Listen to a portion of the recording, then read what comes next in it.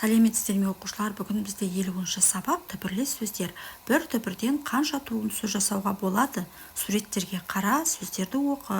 Балалар, бұл суреттен біз кітаптың, кітапшаның, кітапхананың және кітапханашының суретін көріп тұрмыз. Бұл жерде түбір сөз кітап, яғни сол кітап деген сөзден кітапша, кітапхана, кітапханашы деген туынды сөздер жасалынып тұр. Кез келген сөзбен сөйлем құра. Әли кітапханадан кітап алды. Жоғарыдағы қай сөз қай сызбаға сәйкес келеді? Кітапхана және де кітапханашы деген сөздер осы төмендегі сызбаға сәйкес келіп тұр. Өзіңе ұнаған түбірлес сөздермен осындай бет құрастырып көр. Сыныптастарыңның алдында қорғауға дайындал. Тігінші, аспазшы, тәрбиелеуші, наубайханашы. Балалар, біз сөйлем туралы білеміз, сөйлем туралы білетінімізді еске түсіреміз. Бастауыш, баяндауыштың не екенін білеміз. Алда тұрлаулы мүшелер, тұрлаусыз мүшелерді өтетін боламыз. Сөйлемдерді жалаң, жайылмаға ажыратуды үйренеміз. Сөйлем мүшелеріне талдауды үйренеміз. Сөйлем ішінде қолданылатын тыныс белгілерді, яғни үтір, сызықшаларды дұрыс қоюды үйренеміз. Сөйлем мүшелерінің байланысын табуды үйренетін боламыз. 51-ші сабақ сөйлем мүшелері. Мәтінді тыңда, тақырыбына қарап, мәтін мазмұнын болжа. Сәулет деген не? Бұрынғы заманда баспаналар бір-біріне өте ұқсас еді. Әдетте олар бұтақтардан, қамыстан, кейінірек саз балшықтан тұрғызылды. Уақыт өте келе құрылыс салу да өзгерді. Бай адамдар сәулетті сарайларда тұрғысы келді. Ондай сарайларды тұрғызу үшін шеберлік пен терең білім қажет болды.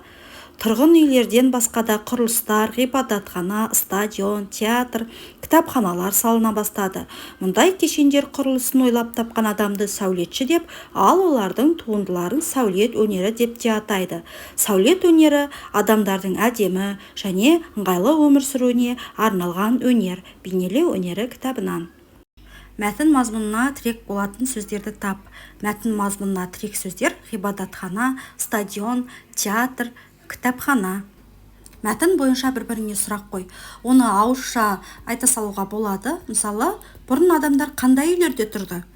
Бұрынғы кезде үйлер қандай материалдан салынды? Мысалы, қандай жабдықтардан салынды? Жаңағы ағаштан, бұтақтардан салынды ғой, саз балшықтан салынды. Міне солай жауап беруге болады.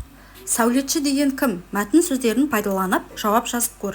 Сәулетші кешендер құрылысын ойлап табатын адам.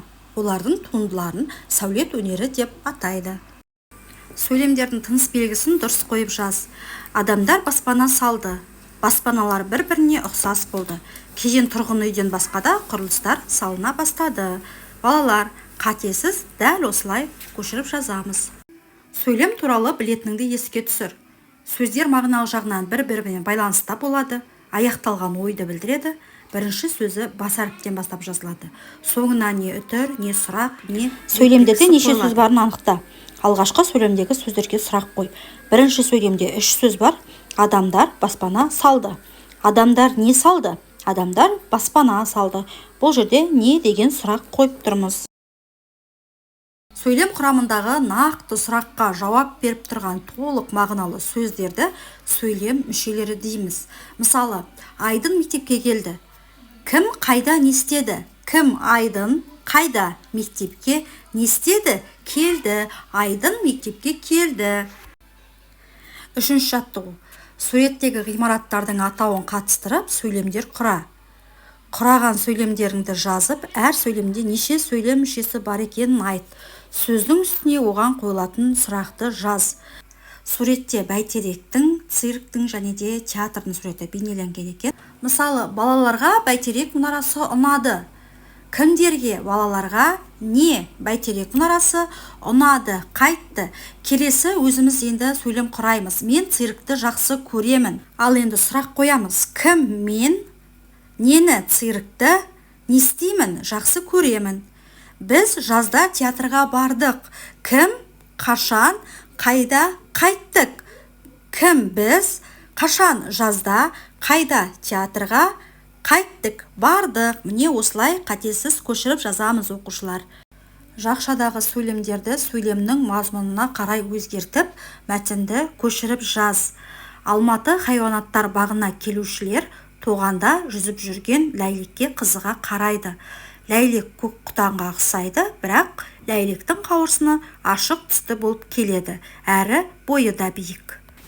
Екінші сөйлемде 3 сөйлем мүшесі бар. Осымен біздің сабағымыз аяқталды, балалар. Түсінбеген жерлеріңіз болса, комментарийға жазып сұрасаңыздар болады, мен міндетті түрде жауап беремін. Келесі сабақта кездескенше сау болыңыздар.